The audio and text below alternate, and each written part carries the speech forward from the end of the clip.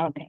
Hi, everyone. This is your favorite friend, Jay or Jaylan Salah, as you formerly know her, film critic at Geek Vibes Nation, In Session Film, and Keith Loves Movies. Today, I have the pleasure of interviewing actor, co-writer Kimball Farley about the feature Hippo, which is a great film, really. It's a very hyper stylized tale, black and white, about sexual repression, about coming of age, about a lot of things. Kimball, I'm just so happy to talk to you.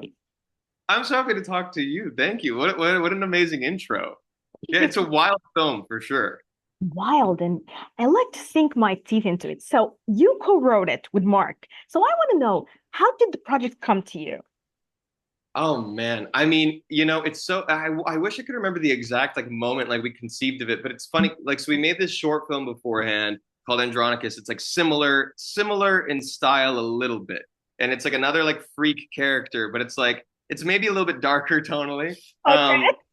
which is saying something because this movie is dark for sure. But I think it's like accessible dark. Like it's fun. It's I think the comedic elements of it like disarm you and bring you in. And so then you're Totally. like, wow, I'm laughing at really dark things, but I guess I'll go along with this. But so we made this short film and we wrote a few other films before Hippo, and then we were like, they were too expensive to make, and so we are like, what can we make that's like not as expensive? Like we could shoot it at Mark's grandma's house, and that was Hippo, and so it was a real family experience. And we were just thinking, we kind of touched on the short film a little bit, and we because it's a similar dark character, and we're like, let's think 1990s America. Let's put this character there, and let's just see what unfolds. And then that began the writing process, and I thought of the character a lot because it's just like another acting exercise for me writing, and Mark thought of the big picture as a whole, but then it turned out we just put everything on the page, and it was a very dark, fun, whimsical process. So how did you approach a character like Hippo? Because for me, I think there is a lot to do with it. And you took an angle which I really liked, and I want to know your approach as an actor to it. Oh man, yeah. So it's well, thank you very much. So it was. I mean, like it's funny because I think something that ultimately helped was like I mean, for one thing, the main thing that I looked at was sociopaths, which is obviously you can go for the more you look, it's like there's that quote like the longer you stare into the abyss stares back. And so for like it is interesting because you go to such a dark place and then you end up feeling a bit dark yourself. And that lasts throughout filming. And so it is fun then when you get to shake it off and be like, okay, I finished that. I can be happy and enjoy Thanksgiving with my family. And we wrapped literally the day before Thanksgiving. And so then I come to Thanksgiving and I have like my bleach blonde hair and I'm like a little quiet because I'm like still hippo like. But luckily nothing hippo like ensued. But it was you saw I kind of approached it by mainly looking at sociopaths, and then I think what ultimately helped it become so different was the writing was so funny, and so it was like this mix of as Hippo taking all the words he's saying so seriously and so like it's Shakespeare, like really like hitting all the notes, but and Hippo's taking it so seriously and like nothing's a joke to him. So then what's by default everything becomes a joke to the audience. Like everything he's saying because becomes so much funnier because he's really a kid that like can't take being laughed at, but everything he's saying is so funny, and he really is a joke. This is what I want to ask you. Like the humor in the film is so raw and it's also so weird, but also very it's cool, provocative, you know what I mean? I want to know where this humoric voice came from. Like where did it come from? From you, from Mark, both of you? Where? I think both of us like it's like especially some of the dialogue like sometimes I think me and Mark also just kind of talk that way. Not all the way that Hippo talks, but like we'll talk in like a weird like Shakespearean way, and I think it's just because we're like we have no friends, but but like I don't know. It's like I think part of it, and maybe another part of it was like we grew up in very religious worlds, and we're not in them anymore. But like, growing up and like reading a lot of like religious writing, it's like a lot of the way Hippo talks is very religious. You know what I mean? And it's very like fable like, and it's very like it is very Shakespearean in a way. And so it was kind of just very easy to like the second we kind of fell into that world, it was very easy to continue writing it because we knew a lot of that world just because of growing up in a similar world with religion. interesting because I knew this about Mark, but then now I discovered this about you too. But the idea of a self-reflective role, in a way, how does it affect you as an actor? Is it easier or is it harder? How do you approach it? Oh man. Well, it's interesting because there are those aspects that are similar to me as a person, but luckily, thank God, I'm not like Hippo, I think. I But hope. I hope, me too. I hope and pray.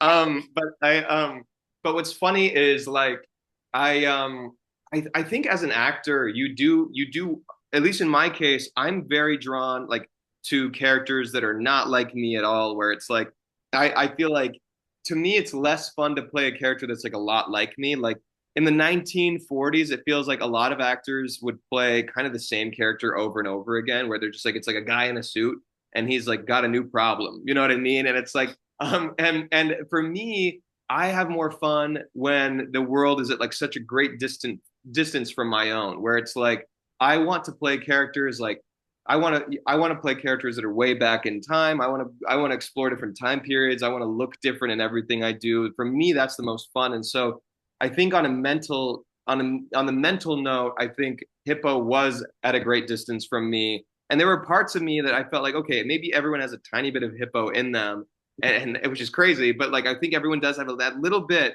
And it was about accessing that and then really leaning into it. And so that was it was dark, but it was a lot of fun too. Very fun.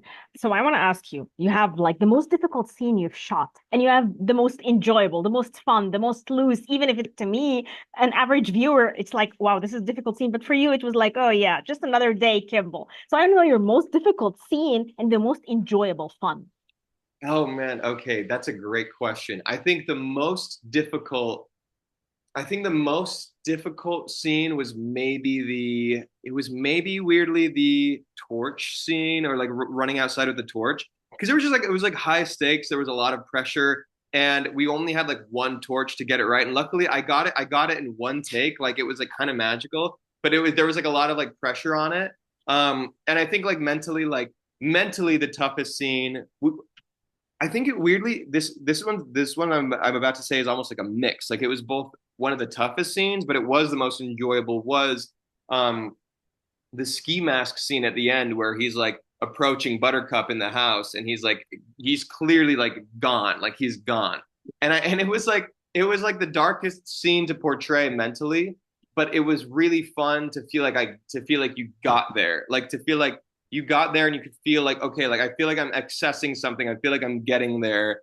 And so you almost want to just stay in it. You're like, okay, I'm just like not going to talk, like let's just roll the cameras, let's try this. And so it was a mix of, it was tough, that one, but it was also very fun. And it was, and also like the whole shoot was like, it was just awesome. I mean, one more scene that was tough was that at the very end when I'm wearing that like demon mask, that which I believe is in Onibaba, that demon mask, it was like a real, like it was amazing material. It was like very hard metal, but it was so hard. Like I have like a big head, and like and like that mask is like small, and it's also heavy, and so they had to like really fashion it and like tie it around my face, and the holes for the eyes were so small, so I could not see a thing. So I'm like walking around with this mask, and I'm like it's like super heavy, and like those scenes were also tough because whenever I have that mask on, like I cannot see a thing. So that was tough too. So this brings me to ask you, do you think as an actor, wearing a mask and acting is more liberating or constricting? Because you kind of have an extra layer hiding you. So do you feel more liberal, probably braver, or does it feel no, like I need my face, I need my reactions? I want to know. Oh man, I think it's a mix for sure. Like, an actor who, for instance, is really good at like wearing masks and who I think is like worn masks a lot is like Tom Hardy. Like you can almost think of like multiple movies where he's like wearing a crazy mask. And Yes. it's actually like really cool. Like Dark Knight Rises or Mad Max or Dunkirk. He's kind of like always wearing something. Also, side note, I feel like he totally should have won an Oscar for The Revenant. I think he was amazing in that. Thank you. But Yes. he's amazing, amazing. But I think it's a mix for sure because like I feel like I wouldn't want my face fully covered, but I do love the idea of like always looking so different. Like I love the idea of having crazy prosthetics or or like face paint or something or just or crazy hairstyles and like I do love that idea because I really like feeling like every character is so different from the last one where I feel like I'm not like fully repeating myself. Like I'd love to step into a new world and be like, okay, this is an entirely new film and I'm entirely different. Like I it's just so much more rewarding, I think. So I think that's the most fun. So you have like few actors to interact with. Your co-stars are just, like playing your mother, play Lila. I want to know, how does it feel? Is it easier to just have this intimate set, or is it just normal to have like a movie where it's a lot of actors interacting? I think it's a mix because it's like I think in a way it definitely helps. I think in this film in particularly, it really builds to the chemistry because it's such a family film, and so you're like so every day everyone's like on top of each other. It's all at this house. You're hanging out with everyone every day, and I think for this film in particular, it really helps because you're like, okay, like I really feel like Lila's my sister. I really feel like Eliza's my mom, and it really became that way on set where it was like I felt like I could turn to them as a mom or as a sister, and we could and like so it was such a nice family bond. But I think I think it really depends, I guess, film to film because like if I was filming something more sprawling and it was like a huge ensemble, then I think there are definitely moments where you're like as bad as you feel like I filmed something before where I remember there was like a character like my character really didn't like this other character in the film and was scared of him and I felt really bad but like on set I didn't really want to joke around with the guy playing him because I was like I wanted to save it for after filming and he was like a really nice guy and so I just remember like I was trying to like not be in the same room as him as often because I was like let's save it for after filming. Let's joke after filming. But I feel like if we're too jovial right now, then I might fall out of it, and I wanna not know you as much, and so it really changes film to film for sure. Definitely, definitely. Well, Kimball, I love talking to you. Thank you very much for talking to me. This was a great conversation. Hippo is awesome. Thank you so much. I'm so glad you connected with it. Thank you for talking to me. You were amazing. Thank you. I'm so glad you loved it. It's such a wild film. I'm wild. This is why I love this. Hey, I am wild too. We all have a bit of hippo in us. Yes, you're right. You're right. Thank you.